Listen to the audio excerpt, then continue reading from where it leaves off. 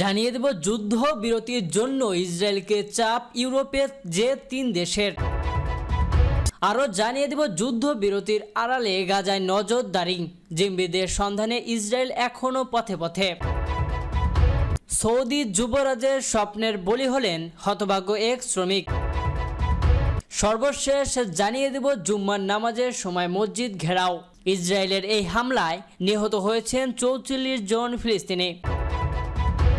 দীর্ঘ 15 মাসের রক্তক্ষয়ী সংঘাতের পর চলতি বছরের 19 জানুয়ারি ইসরায়েল ও ফিলিস্তিনের স্বাধীনতার গোষ্ঠী হামাস যুদ্ধবিরতিতে সম্মত হয়। এই যুদ্ধবিরতি 3টি ধাপে বাস্তবায়নের কথা ছিল।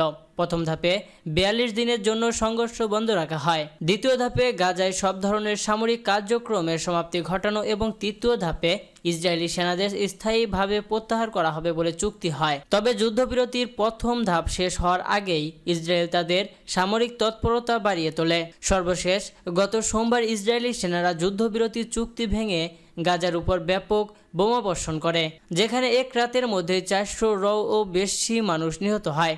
এই হামলার ফলে প্রায় 2 মাস ধরে চলা যুদ্ধবিরতি পুরোপুরি ভেঙে যায়। নতুন করে শুরু হওয়া হামলায় এখন পর্যন্ত 600 বেশি ফিলিস্তিনি নিহত হয়েছে বলে জানা গেছে। কাতার ভিত্তিক সংবাদ মাধ্যম আল জাজিরার এক প্রতিবেদনে উঠে এসেছে, যুদ্ধবিরতি সময়টাকে ইসরায়েল কৌশলগতভাবে ব্যবহার করছে। যুদ্ধবিরতি কার্যকর থাকাকালে গাজায় ব্যাপক নজরদারি চালিয়েছে দখলদার দেশটি। মূলত হামাসের আস্তানা, তাদের সামরিক স্থাপনা ও জিম্মিদের সম্ভাব্য অবস্থান সম্পর্কে তথ্য সংগ্রহ করা হয়েছে। লন্ডনের কিংস কলেজের নিরাপত্তা শিক্ষা বিষয়ের সহযোগী অধ্যাপক আদ্রেস ক্রেইগ বলেন, আমি মনে করি ইসরায়েল এই যুদ্ধবিরতির সুযোগ নিয়ে হামাসকে আরও দুর্বল করার কৌশল নিয়েছে। তারা হামাস নেতাদের অবস্থান চিহ্নিত করছে এবং তাদের হত্যার চেষ্টা চালাচ্ছে। যেমনটি আমরা সম্প্রতি কোনো সতর্কতা প্রদান না করে যে হামলা করেছে ইসরায়েল। তিনি আরও বলেন, ইসরায়েল যুদ্ধবিরতির সময় হামাসের সামরিক শক্তি পর্যালোচনা করেছে, বিভিন্ন ঘাঁটির অবস্থান শনাক্ত করেছে এবং সম্ভবত তাদের হাতে আটক ইসরায়েলি জিম্মিদের অবস্থান সম্পর্কেও তথ্য সংগ্রহ করেছে।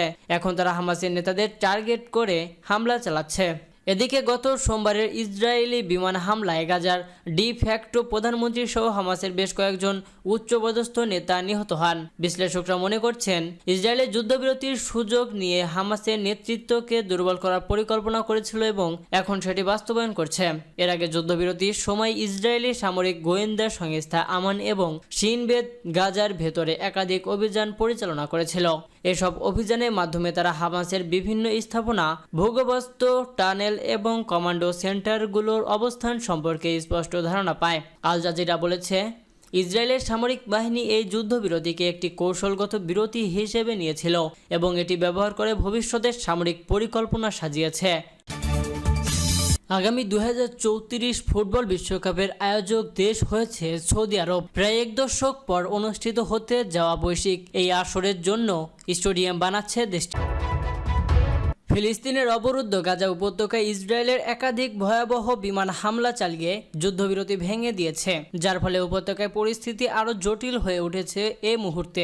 এই হামলাগুলোর ফলে গাজায় মৃতের সংখ্যা দ্রুত বাড়ছে এবং মানবিক সংকট গভীরতর হচ্ছে। এই পরিস্থিতিতে গাজায় দ্রুত যুদ্ধবিরতির চুক্তি ফেরানোর জন্য এবং মানবিক সহায়তার প্রবেশাধিকার নিশ্চিত করার জন্য ইসরায়েলের প্রতি এই আহ্বান প্রকাশ করেছে জার্মানি, ফ্রান্স এবং যুক্তরাষ্ট্র।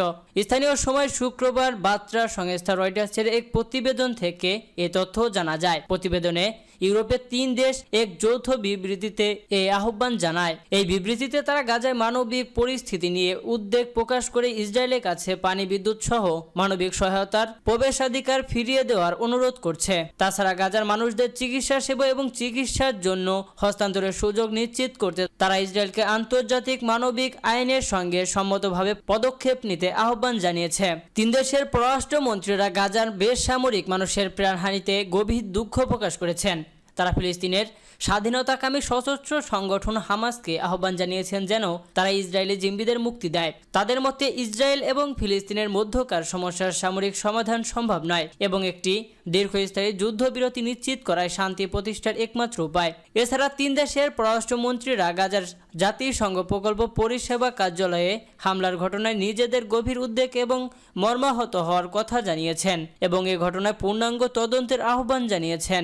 এর আগে মঙ্গলবার ইসরায়েল গাজা যুদ্ধবিরতি চুক্তি ভেঙে আকাশ ও স্থলপথে আক্রমণ শুরু করে, যা চলতি বছরের 19 জানুয়ারি থেকে কার্যকর হওয়া যুদ্ধবিরতির অবসান ঘটায়। কাতার ভিত্তিক সংবাদ মাধ্যম আল জাজিরা জানায়, গাজায় স্বাস্থ্য মন্ত্রণালয় জানিয়েছে ইসরায়েলি হামলায় এখন পর্যন্ত 49,617 জনের বেশি ফিলিস্তিনি নিহত হয়েছেন এবং আহত হয়েছেন 1,12,950 জনেরও বেশি।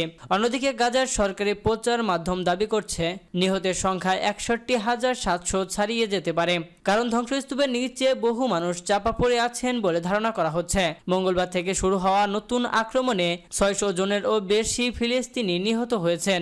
ইসরায়েলে বিমান হামলা ও স্থল অভিযান তীব্র হয়ে উঠেছে এবং মৃতের সংখ্যা দ্রুত বাড়ছে।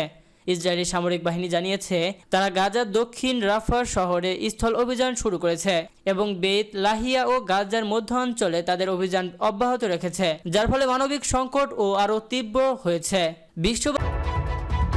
আগামী 2034 ফুটবল বিশ্বকাপের আয়োজক দেশ হয়েছে সৌদি আরব। প্রায় এক দশক পর অনুষ্ঠিত হতে যাওয়া বৈশ্বিক এই আসরের জন্য স্টেডিয়াম বানাচ্ছে দেশটি। এমন একটি স্টেডিয়ামে কাজ করার সময় বিদেশি একজন নির্মাণ শ্রমিকের মৃত্যু হয়েছে। ব্রিটিশ গণমাধ্যম দ্য গার্ডিয়ানে বরাতে এমন খবর প্রকাশ করেছে মিডল ইস্ট আই। নিহত ওই শ্রমিকের নাম মোহাম্মদ আরশাদ। তিনি আল খোবারে আরামকো স্টেডিয়ামে নির্মাণ কাজ করার সময় উপর থেকে পড়ে যান, এতে তার মৃত্যু হয়। এই ঘটনা ঘটেছে 12 মার্চ। আরশাদ পাকিস্তানের নাগরিক। বেলজিয়াম ভিত্তিক বহুজাতিক নির্মাণ প্রতিষ্ঠান বেক্সিক গ্রুপ আরশাদের মৃত্যুর খবর নিশ্চিত করেছে। তাদেরই একটি প্রতিষ্ঠান এই স্টেডিয়ামের নির্মাণ কাজ চালাচ্ছে। বিশ্বকাপ আয়োজনের মতো সৌদি যুবরাজ মোহাম্মদ বিন সালমানের এমন অভিলাষী পরিকল্পনা বাস্তবায়নে এই প্রথম কোনো নির্মাণ শ্রমিকের মৃত্যু হলো। সৌদি আরবের মানবাধিকার রেকর্ড ও অভিবাসী শ্রমিকদের প্রতি দেশটির আচরণ বিবেচনায় অধিকার গ্রুপগুলো সেখানে বৈশ্বিক টুর্নামেন্ট আয়োজনের বিরোধিতা করেছিল, যদিও শেষ পর্যন্ত তাদের বিরোধিতা ধোপে টেকেনি। পশ্চিম নাইজারের একটি গ্রামে জিহাদি গোষ্ঠীর হামলায় 44 বেসামরিক নাগরিক নিহত হয়েছেন। দেশটির স্বরাষ্ট্র মন্ত্রণালয়ের বরাতে অ্যাসোসিয়েটেড প্রেস শনিবার এ তথ্য জানিয়েছে। মন্ত্রণালয় এক বিবৃতিতে জানিয়েছে, শুক্রবার দুপুর 2টার দিকে যখন মুসল্লিরা জুম্মার নামাজ আদায় করছিলেন, তখন ভারী অস্ত্র শস্ত্রে সজ্জিত সন্ত্রাসীরা হামলা করে। অস্ত্রধারীরা মসজিদটি ঘিরে ফেলে এবং পর মুহূর্তে গণহত্যা শুরু করে। বিবৃতিতে আরও বলা হয়েছে, বন্দুকধারীরা পালিয়ে যাওয়ার আগে একটি বাজার এবং বাড়িঘরে আগুন ধরিয়ে দেয়। এতে আরও হতাহতের ঘটনা ঘটেছে। এই হামলায় কমপক্ষে 44 বেসামরিক নাগরিক নিহত হন। এছাড়া 13 জন গুরুতর আহত হয়েছেন। তাদের অবস্থা আশঙ্কাজনক। এই ঘটনায় সরকার 3 দিনের রাষ্ট্রীয় শোক ঘোষণা করেছে। মালি ও বুরকিনা ফাসোর ত্রিরাজ্য সীমান্তের কাছে কোকোরোর গ্রামীণ কমিউনের ফাম্মিতা গ্রামে এই হামলা চালানো হয়। সরকার এই হামলার জন্য Islamic tent in the great Sahara বা ইউআইজিএস কে দায়ী করেছে।